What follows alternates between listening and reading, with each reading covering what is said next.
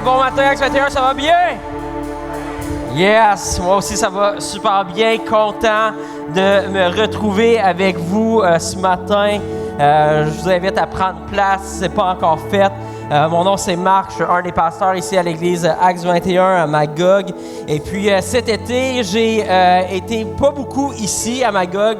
Je me suis promené un peu, j'ai été invité à prêcher dans d'autres églises, dans des camps aussi. Ça a été super d'être ailleurs, mais il n'y a rien comme rentrer à la maison et de se sentir chez soi. Donc, merci d'être là, Acte 21. Je vous aime.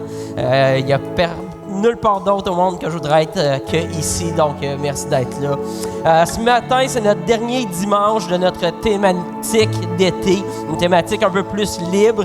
Avant de se lancer dans une nouvelle thématique la semaine prochaine, puis au début de la semaine, donc je pouvais aller un peu dans n'importe quelle direction. Puis il y avait plusieurs idées, plusieurs choses qui me trottaient en tête, des sujets qui m'intéressaient à aborder avec vous ce matin.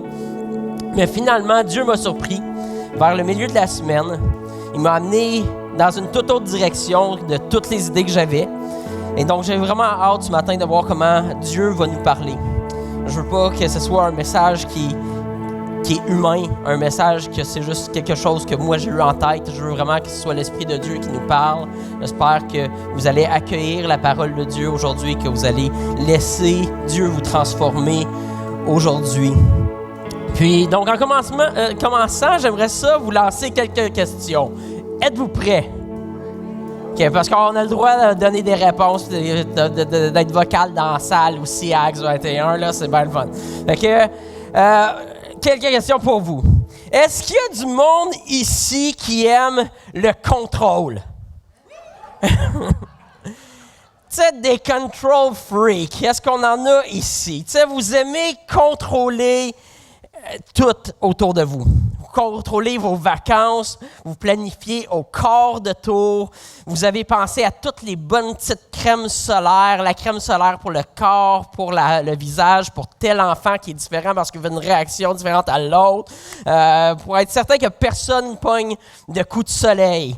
Vous contrôlez votre budget, vous contrôlez vos dépenses, vous contrôlez la température du thermostat. Puis s'il y a un jeune qui ose toucher au thermostat, ça va pas bien dans la maison. Vous contrôlez l'utilisation du papier de toilette.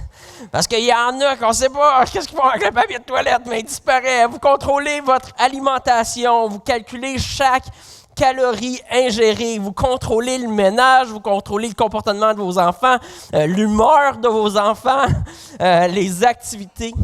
À être certain que personne ne se blesse, que personne ne manque de rien. Bref, vous contrôlez votre environnement et vous aimez le contrôle. Est-ce qu'il y a des gens comme ça ici ce matin? Ouais, c'est pas trop glamour de lever sa main, tu sais. OK, deuxième question, pour ceux qui ne se sont pas sentis visés. Est-ce qu'il y a des gens ici qui aiment l'argent? Est-ce qu'il y a des gens qui aiment le matériel, le confort, le plaisir, les voyages? Vous pensez toujours à la prochaine chose que vous pourriez acheter, la prochaine maison, la prochaine voiture, le prochain voyage, la prochaine destination. Vous cherchez toujours des moyens de faire plus d'argent. Vous avez toujours des opportunités d'affaires en tête. Vous voyez les opportunités d'investir dans la bourse, dans le Bitcoin. Là, après ça, vous regrettez. Vous êtes toujours en train de parler à vos amis de la bonne nouvelle, du fait qu'ils peuvent faire plus d'argent ou bien qu'ils peuvent pogner un meilleur deal. Vous aimez ça, l'argent, le matériel, les opportunités et le plaisir. Est-ce qu'il y a des gens comme ça dans la salle ce matin? Non. Moi, j'avoue que celui-là qu'on vient de lire, il me décrit assez bien. Tu sais, mes amis le savent, j'aime ça parler de Jésus puis parler de Dieu et tout ça. Mais si je pogne un deal, par exemple, là, je vais t'en parler puis je vais essayer de t'entraîner dans ma patente. Troisième question. Est-ce qu'il y a du monde ici qui sont esclaves de leur image? Pour vous, ce que les gens pensent de vous, disons que ça pèse un petit peu trop lourd dans la balance. Soit que tu veux avoir de l'air beau ou belle, tu es préoccupé par tes cheveux, par tes vêtements, ton look doit être parfait, ou peut-être aussi que toi, c'est le contraire. Peut-être que tu veux avoir de l'air pas trop arrangé, pas trop riche ou trop à la mode, parce que sinon les gens vont penser que tu es superficiel. Fait que dans le fond, tu veux avoir de l'air humble, pas attaché aux apparences, mais en fait, c'est parce que tu es préoccupé parce que les gens vont quand même penser de toi. Tu ne veux pas qu'ils pensent quelque chose de faux sur toi. Ou pour toi, c'est important d'avoir de l'air unique, d'avoir de l'air marginal peut-être. Donc peut-être toi, tu ne veux pas être en mode, tu veux être anti-mode. Ou tu veux avoir de l'air spécial, tu veux avoir de l'air talentueux, tu veux avoir de l'air d'un artiste, que les gens te reconnaissent pour tes dons uniques, pour tes accomplissements, ou pour ton titre, ton succès, ton entreprise. Il faut que tout ce que tu fais, puis tout ce que tu touches, il faut que ça soit excellent. Sinon, tu as un peu honte d'être associé à ces choses-là qui sont quelque peu médiocres, qui ne sont pas aussi bonnes que ton image. Tu es hyper sensible à la critique. Aussitôt que quelqu'un te critique ou dit quelque chose de toi, que ça vient te chercher. Ton monde s'écroule quand quelqu'un ose penser des choses négatives sur toi ou qui salisse ta réputation. Ton image est tellement importante que tu te sens vraiment embarrassé quand quelqu'un publie une photo de toi sur Facebook ou sur Instagram que tu n'aurais pas voulu que les autres voient. Est-ce qu'il y a des gens comme ça dans la salle ce matin? Ça, oui. OK. Yes. Donc, maintenant qu'on s'est posé ces questions-là, j'aimerais ça vous transporter dans un texte, puis une histoire de l'Ancien Testament, où le prophète Élie pose une question assez importante au peuple de Dieu. Je vous lis sa question, puis ensuite, je vais vous expliquer un petit peu le contexte. Donc, ça se trouve dans 1 Roi, ça dit la chose suivante. Alors, Élie s'approcha de tout le peuple et dit, « Jusqu'à quand clocherez-vous des deux côtés? » Une cloche, ça va d'un bord, ça va de l'autre. Il dit, « Jusqu'à quand clocherez-vous des deux côtés? Si l'Éternel est Dieu, allez après lui. Si c'est Baal, qui était une autre divinité, allez après lui. » Le peuple ne lui répondit rien. Donc, le prophète Élie vivait à une époque où le peuple de Dieu avait abandonné Dieu. Et il s'était mis à adorer une divinité appelée Baal. En fait, il ne serait jamais allé jusqu'à renier Dieu puis dire « Oh non, Dieu n'est pas important, que l'Éternel n'est pas important. » Mais il savait qu'il servait aussi un autre Dieu. Alors, je ne vais pas rentrer dans toute l'histoire, mais ici, le prophète Élie leur dit essentiellement « Choisissez aujourd'hui pour qui ou pourquoi vous allez vivre. Si Dieu est Dieu, servez-le. Si Baal est Dieu, servez-le. Mais arrêtez de balancer d'un bord à l'autre. Décide aujourd'hui, une fois pour toutes, qui tu veux servir. » Puis c'est essentiellement la question que j'aimerais qu'on se pose ensemble ce matin. Parce que en fait, on est au début septembre, l'été termine, c'est la rentrée scolaire, la rentrée des classes, le début de la nouvelle année scolaire, puis tout est en train de reprendre son cours. Le travail reprend son cours, les rendez-vous, les rencontres, les 1001 choses qui s'ajoutent à notre calendrier. Puis on est tout en train de s'organiser en fonction de l'année qui vient. Donc c'est une bonne idée, avant d'embarquer pleinement dans le train, de s'arrêter un instant. Puis de se poser la question, qui ou quoi est-ce que je vais servir cette année? Qui ou quoi est-ce que tu vas servir cette année? À qui ou à quoi est-ce que ton cœur va s'attacher cette année?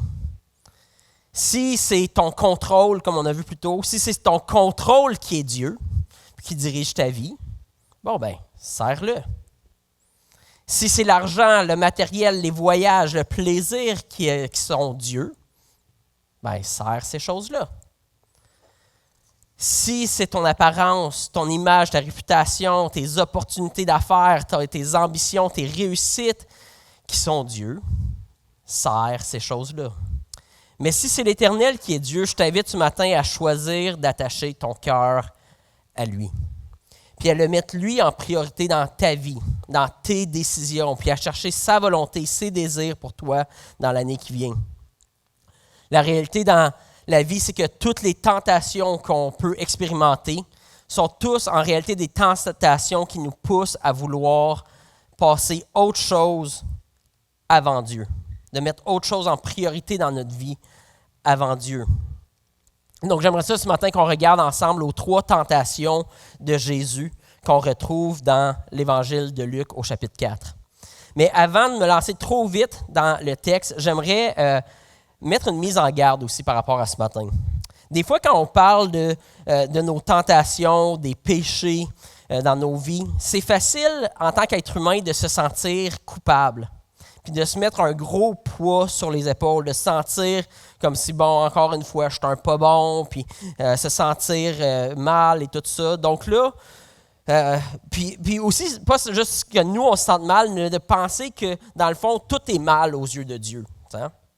On dirait que, là, bon, on a parlé de voyage, fait que, OK, c'est correct, les voyages, c'est mal. On a parlé de se pomponner pour avoir de l'air belle. Bon, ça, c'est mal. On a parlé de vouloir bien s'habiller ou bien manger ou de voyager ou peu importe, d'avoir une belle maison. Puis là, on pense que tout est mal. Donc, j'aimerais ça spécifier que c'est pas vraiment ces choses-là qui sont mal, en réalité. Puis c'est important de le savoir, il n'y a pas de mal à vouloir garder un certain contrôle sur ton ménage.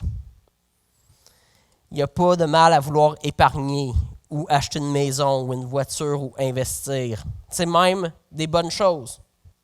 Ce qui est mal, c'est quand ton cœur commence à s'attacher à ces choses-là plus qu'à Dieu. Parce qu'à ce moment-là, on devient esclave de notre contrôle, de nos passions, de nos possessions, de l'opinion des autres. Mais en tant que chrétien, on sait que Jésus est venu pour nous libérer de cette pression-là que le monde nous met. Alors ce matin, j'espère que vous n'allez pas sortir d'ici en vous sentant coupable, mais en vous sentant encouragé et inspiré à attacher votre cœur à ce qu'il y a de plus précieux, qui est Dieu lui-même. Alors je me lance dans le texte de la première tentation, des 3 tentations de Jésus, et on lit au verset 1 du chapitre 4. Jésus, rempli du Saint-Esprit, revint du Jourdain et il fut conduit par l'Esprit dans le désert, où il fut tenté par le diable pendant 40 jours. Il ne mangea rien durant ces jours-là, et après qu'ils furent écoulés, il eut faim.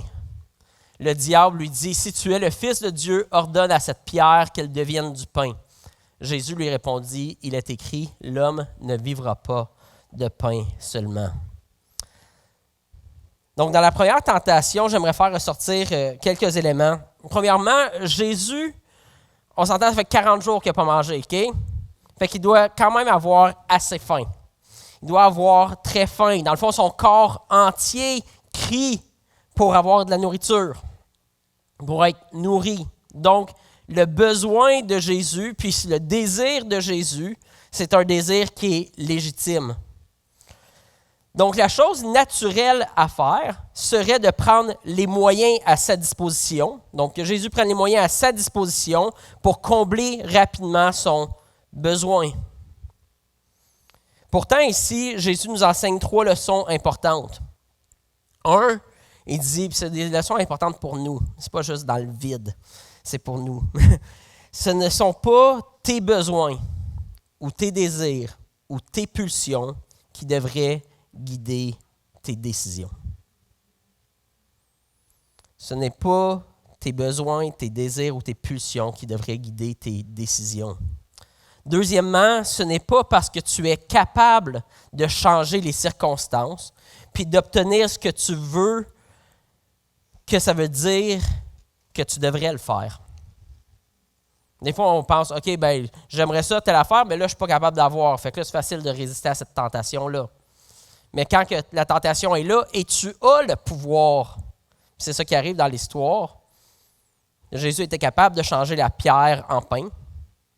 Même si tu as le pouvoir d'obtenir ce que tu veux, ça ne veut pas dire que c'est la bonne chose à faire.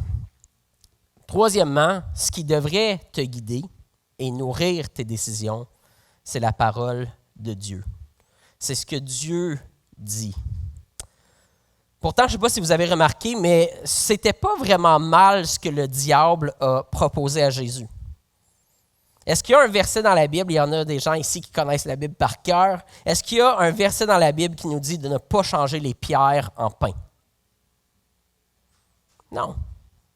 Il n'y a pas de verset qui dit ça. Donc le péché réel auquel Jésus était confronté, c'était le péché de prendre lui-même le contrôle de sa vie et de faire ce que lui voulait plutôt que ce que Dieu le Père lui indiquait.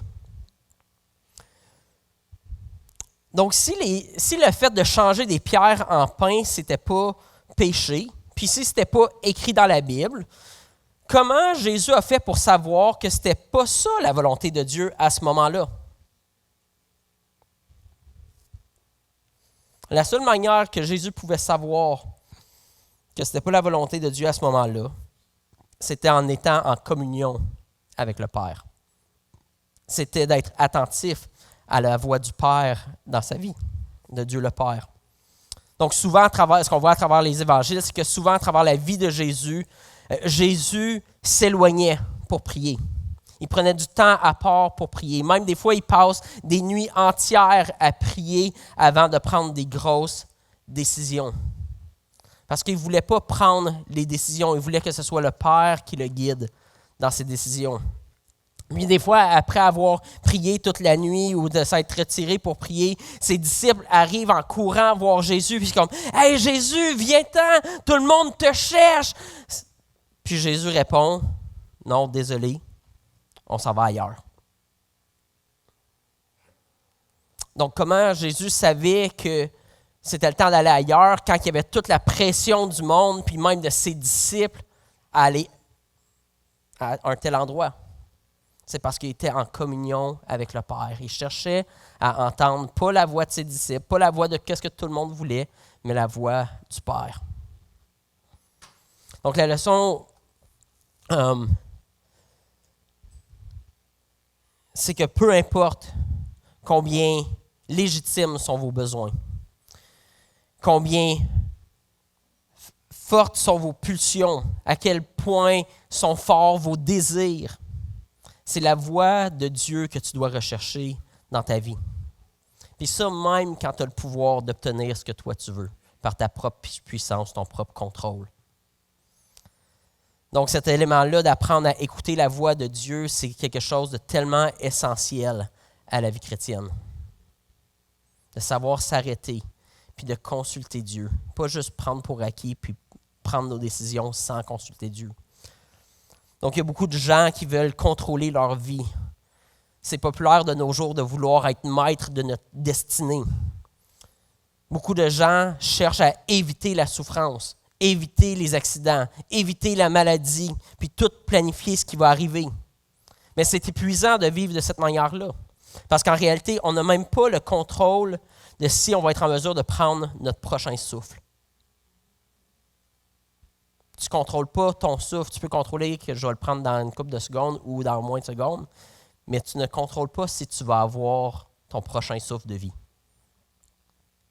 Donc le contrôle, c'est une totale illusion. Tu contrôles juste les choses à la mesure que Dieu te permet d'avoir du contrôle. La minute que Dieu décide de t'enlever le contrôle sur ta vie, sur ta santé, sur tes enfants, sur tes finances, tu fais juste perdre le contrôle. Le contrôle, c'est une illusion. Puis c'est pas qu'il y a quelque chose de mal à veiller sur ta famille, sur ta santé, etc.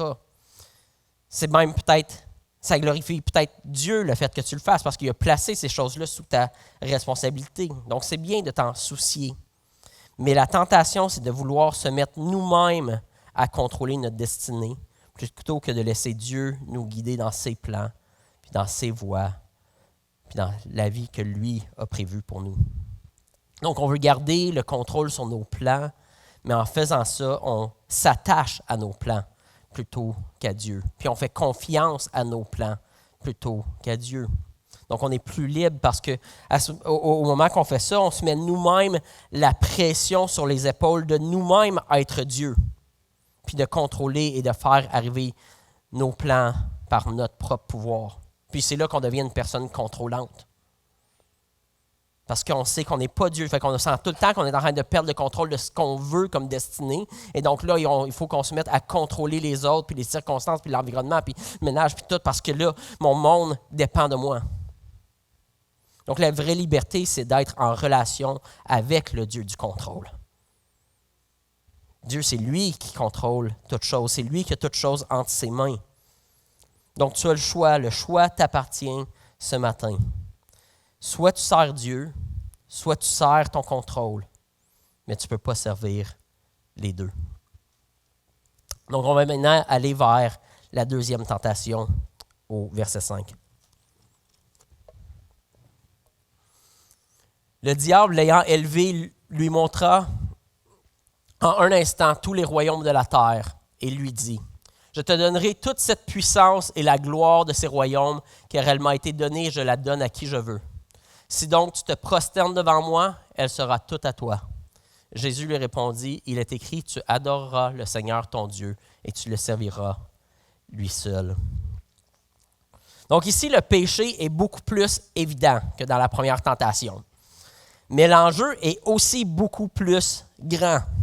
Le diable est en train de proposer un raccourci à Jésus. C'est souvent la manière que Satan fonctionne dans nos vies.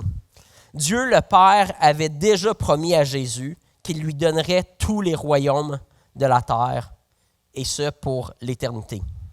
Donc, ce que Satan propose, Dieu le Père l'a déjà proposé à Jésus.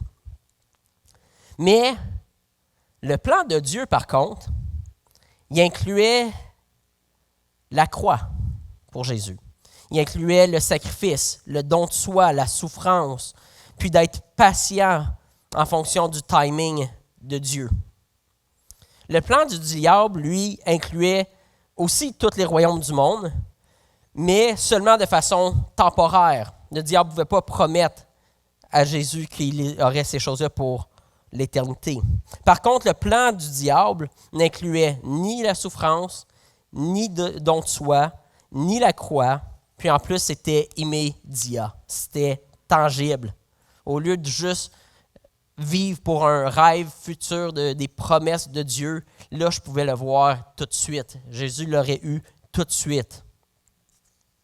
Puis c'est ça le piège, la grande tentation de l'argent, puis des richesses, puis du matériel, puis du plaisir, puis du confort. Parce que Dieu nous promet déjà le bonheur absolu, de façon éternelle. Mais la tentation, c'est d'échanger le plan éternel de Dieu pour nos vies contre la stabilité, le confort, le plaisir immédiat que l'argent peut nous procurer maintenant. Le problème, c'est pas, comme je le disais plus tôt, c'est pas l'argent en soi, ni le matériel. Il y a beaucoup d'hommes et de femmes qu'on voit dans la Bible, des hommes et des femmes de Dieu qui ont beaucoup, beaucoup de richesses. Donc le problème, ce n'est pas l'argent, mais c'est l'amour de l'argent, l'amour des richesses. Quand notre cœur s'attache à nos richesses, notre cœur s'attache à notre confort, parce que c'est très tentant de s'attacher à un certain style de vie. Puis une fois qu'on a un certain style de vie, c'est tentant de vouloir le garder.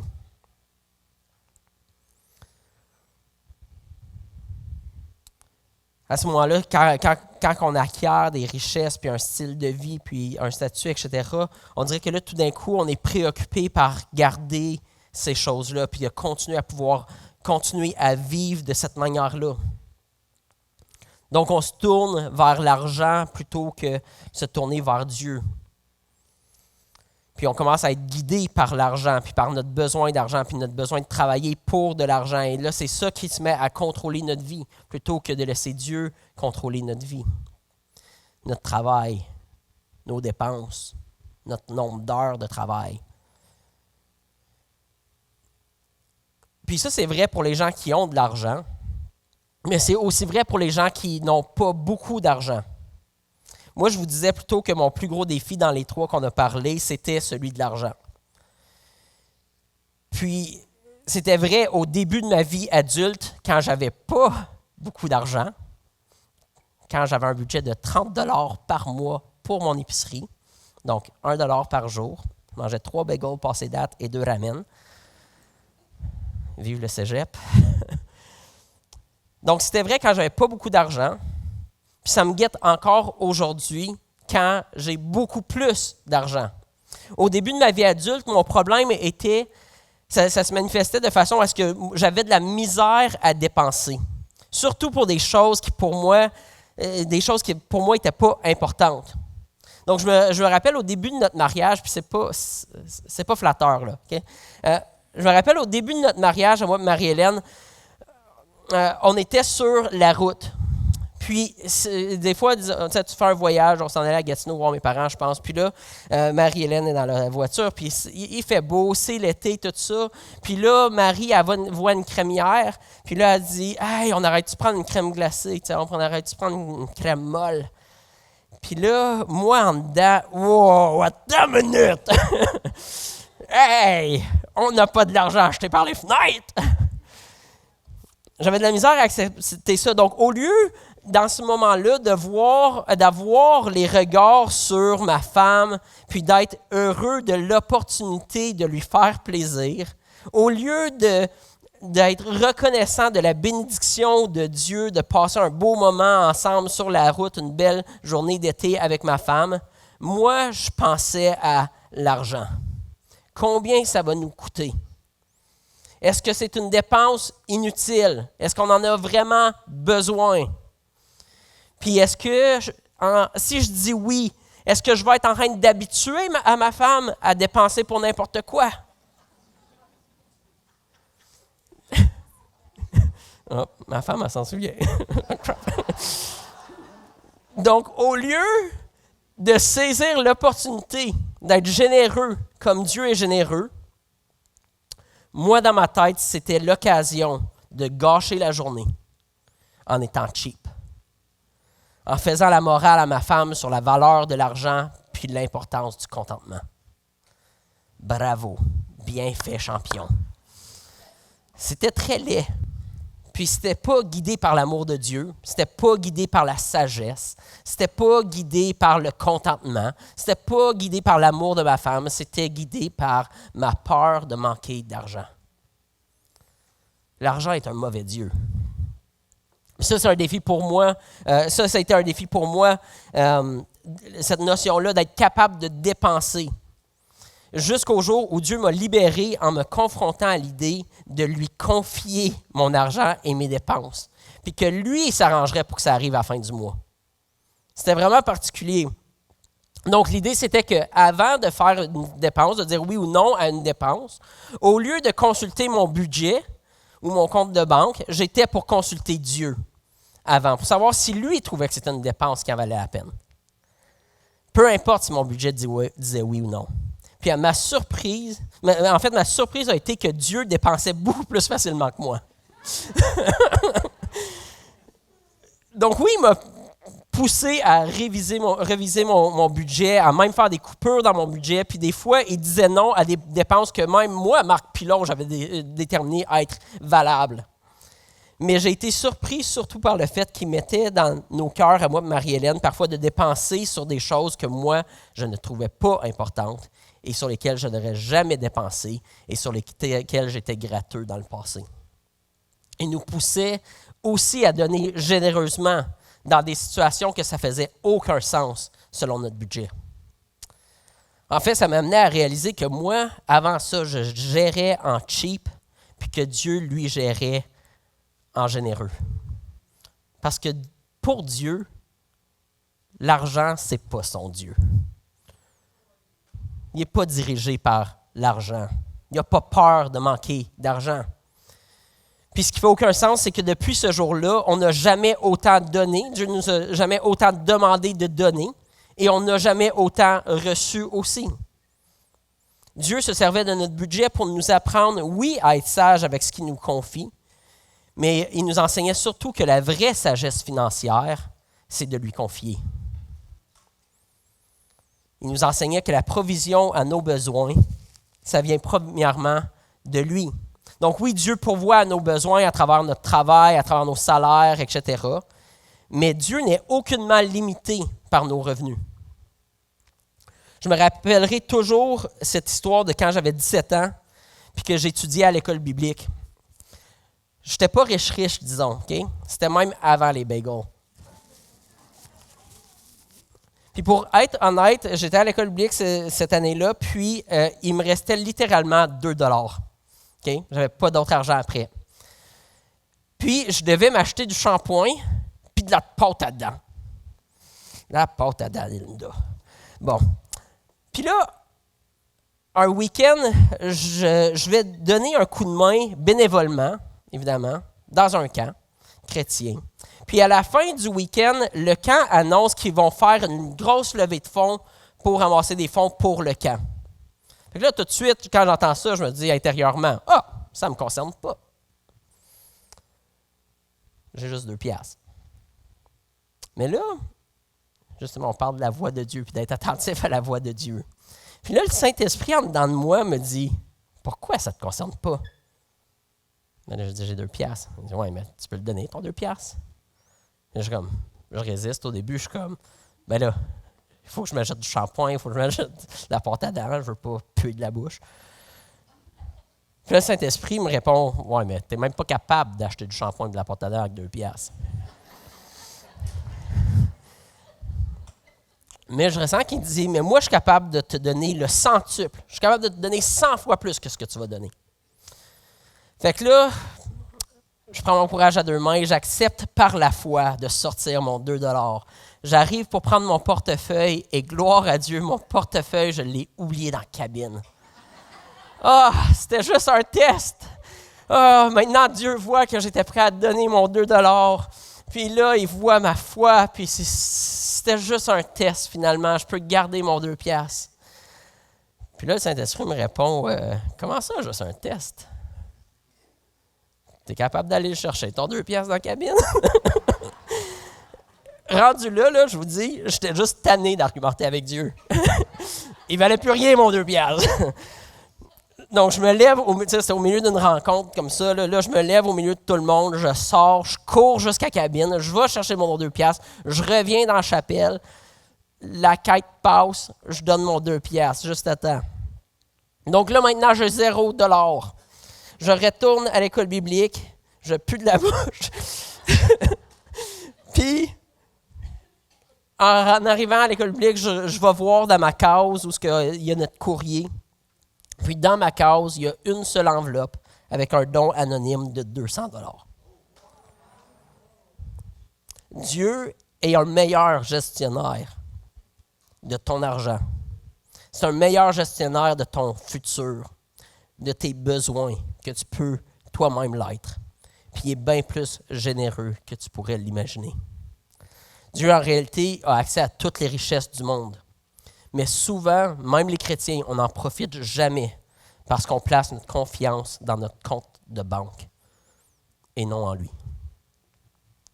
On met notre confiance dans notre compte de banque au lieu de mettre confiance dans son compte de banque, puis sa générosité, puis sa provision.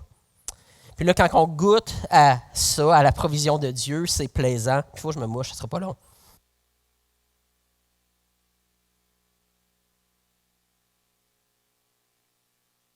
Ça nous amuse tout le temps quand on se rappelle la provision de Dieu, les bénédictions de Dieu, sa fidélité. Mais c'est ça, quand on goûte, à un moment donné, quand on est libre de vivre selon nos propres moyens, puis on vit selon les moyens de Dieu, puis selon sa direction, bien là, des fois, on se met à goûter à des bénédictions, justement, puis à avoir plus d'argent. Mais même là, même quand on goûte à ces bénédictions-là, la tentation peut toujours être là. On doit continuer à veiller sur nos cœurs parce que l'argent, les possessions, les voyages, c'est assez enivrant. Hein? Quand on goûte à ça, on a le goût d'en avoir plus. Puis on veut garder ces choses-là. On veut pouvoir continuer à vivre dans telle maison, dans tel quartier, ou avoir tel char, ou avoir tel voyage. Puis c'est comme si, on a goûté à quelque chose de quand même intéressant. Donc on a le goût, c'est tentant de contrôler à nouveau, puis de remettre notre confiance dans notre argent pour nous permettre de continuer à vivre ce style de vie. Donc tranquillement, notre cœur devient plus intéressé puis préoccupé par tout ce qui est rapport avec l'argent puis les investissements puis ces choses-là qu'intéressé par ce que Dieu nous demande. Dans la parabole du semeur, Jésus nous parle de différents types de personnes qui réagissent différemment quand ils entendent la parole de Dieu. Voici ce que ça dit au sujet de ceux qui aiment le plaisir et l'argent. Ça dit, d'autres encore reçoivent la semence de la parole de Dieu parmi les ronces. Ils entendent la parole, mais les préoccupations de ce monde, l'attrait trompeur des richesses et les passions en tout genre pénètrent en eux, étouffent la parole et la rendent infructueuse. C'est important de te demander ce matin si ça, c'est toi. Est-ce qu'un jour, tu aurais su la parole de Dieu? Est-ce que rapidement, tu t'es attaché à Dieu, mais tranquillement, l'attrait des richesses, les passions de tout genre ont étouffé la parole. Finalement, ton cœur a fini par être attaché à toute autre chose. Puis oui, tu n'es pas prêt encore à rejeter Dieu. Tu dis encore que Dieu, c'est ton Dieu, mais tu sais que tu sers Baal aussi. Tu sais que tu sers un autre Dieu aussi. L'apôtre Paul dit la chose suivante à Timothée. Il dit, « Quant à ceux qui veulent s'enrichir, ils tombent dans la tentation, dans un piège et dans une foule de désirs stupides et nuisibles qui plongent les hommes dans la ruine et provoquent leur perte. » Et donc, tu dois choisir qui tu vas servir. Qu'est-ce qui va être ta priorité? Qui va gérer tes ambitions, tes opportunités, tes dépenses cette année? Est-ce que ça va être ton style de vie? Est-ce que ça va être ton compte de banque? Est-ce que ça va être justement les opportunités d'affaires? Ou est-ce que ça va être Dieu? Mais tu ne peux pas servir les deux. Finalement, la troisième tentation. Le diable conduisit encore à Jérusalem, le conduit Jésus encore à Jérusalem, le plaça sur le haut du temple et lui dit, « Si tu es fils de Dieu, jette-toi ici en bas, car il est écrit, il donnera des ordres à ses anges à ton sujet, afin qu'ils te gardent et ils te porteront sur les mains, de peur que ton pied ne heurte contre une pierre. » Jésus lui répondit, il est dit, « Tu ne tenteras point le Seigneur, ton Dieu. » Donc ici, Jésus n'est plus dans le désert. Il est rendu à Jérusalem, dans la grande ville, au sommet du temple, où il y a des milliers de gens présents autour, présents pour adorer Dieu. Donc, si seulement Jésus faisait ce stunt-là, ce stunt public de se jeter du haut du temple, puis que devant la grande foule, des anges apparaissent pour venir l'attraper dans les airs, puis le ramener en sécurité, wow! Les gens croiraient enfin qu'il est le Fils de Dieu. Il aurait gagné le respect et l'admiration des gens, puis même que dans le processus, il aurait amené de la gloire à Dieu. Ça peut être tentant même dans l'Église. De dire, on va faire ça, puis ça va être incroyable. Puis plein de gens vont se tourner vers Dieu grâce à ça, puis moi, je vais être vu au milieu de tout ça, comme celui qui a amené ce grand réveil. Le problème ici, dans cette tentation-là, c'est encore une fois que ce n'était pas ce que Dieu le Père avait demandé à Jésus de faire. Donc, quand on sert notre image plutôt que de servir Dieu, la tentation, c'est de vouloir faire des choses qui impressionnent les autres, mais de ne pas être fidèle dans les choses que Dieu, lui, nous demande. Donc, l'opinion puis le regard des autres prend le dessus sur l'opinion de Dieu. Donc, au lieu de consulter Dieu, on sert notre image. Je me rappelle encore quand j'étais ado, puis que je me préparais à aller à la jeunesse, au groupe jeunesse à l'église, j'étais souvent plus préoccupé par qu'est-ce que les autres vont penser de moi que comment est-ce que moi je pourrais servir les autres. Puis ça m'arrive encore adulte. On se dit, OK, je m'en vais, OK, je suis correct, comment que les gens vont me trouver, peu importe, puis comment vont être nos interactions, peu importe. Donc, on est centré sur comment que nous, ça va aller ce dimanche matin-là, plutôt que de se soucier comment ça va aller pour les autres ce dimanche matin-là.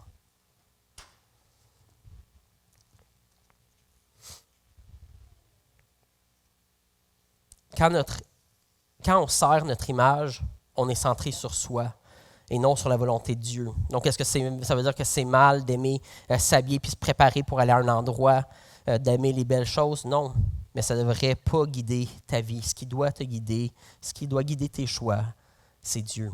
Sois plus attaché à comment Dieu te voit qu'attaché à comment les autres te voient.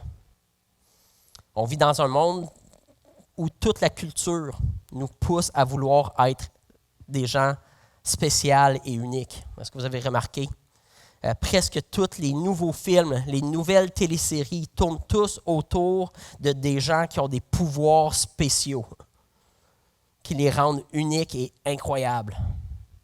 Notre société nous dit d'être l'auteur de notre propre vie, de notre propre destinée, d'accomplir nos rêves. La plus jeune génération, depuis que vous êtes petit, vous vous faites répéter à quel point vous êtes beau, vous êtes fin, vous êtes bon, vous êtes extraordinaire, vous allez changer le monde. Mais j'aime bien la phrase que j'ai entendue d'une conférence cet été, où la conférencière disait « Tu veux savoir la vérité? La vérité, c'est que tu es moyen. »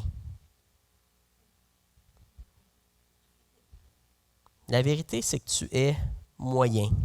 Arrêtons de penser qu'on a la pression du monde à être spécial, à être unique, à être extraordinaire, sinon notre vie est un échec. C'est pas pour rien que les jeunes de nos jours souffrent d'anxiété. Ils pensent que c'est pas correct d'être juste moyen. Puis pourtant, une moyenne, c'est de même, ça fonctionne. La plupart du monde sont moyens. Donc, ils souffrent d'anxiété parce qu'ils pensent que ce n'est pas correct d'être juste moyen. Non, de nos jours, il faut briller, il faut être extraordinaire, il faut changer le monde. Mais la réalité, c'est que je suis et que tu es assez peu impressionnant. On est assez peu impressionnant, puis c'est vraiment correct de même. Le but de la vie, ce n'est pas d'impressionner les autres. Tu n'as pas besoin d'être plus beau ou plus belle ou mieux habillé ou plus tendance ou plus mince ou plus en forme ou plus riche ou avoir le plus beau char ou la plus belle maison ou être le plus intelligent ou le plus sage ou le plus humble ou le plus spirituel. Les gens ne sont pas obligés d'avoir une haute estime de toi. Et puis toi-même, tu n'es pas obligé d'avoir une haute estime de toi. Savoir, tu veux que les gens sachent qui tu es, connaître ton nom, être impressionné par tes accomplissements, par ta business, par ton poste, par ton titre, tes diplômes, par qui tu connais, peu importe. L'important, ce n'est pas comment les autres t'estiment. Puis je dis même comment que toi-même tu t'estimes. Parce qu'on est dans une société où beaucoup d'emphase est mise sur l'estime de soi pour avoir une bonne estime de soi.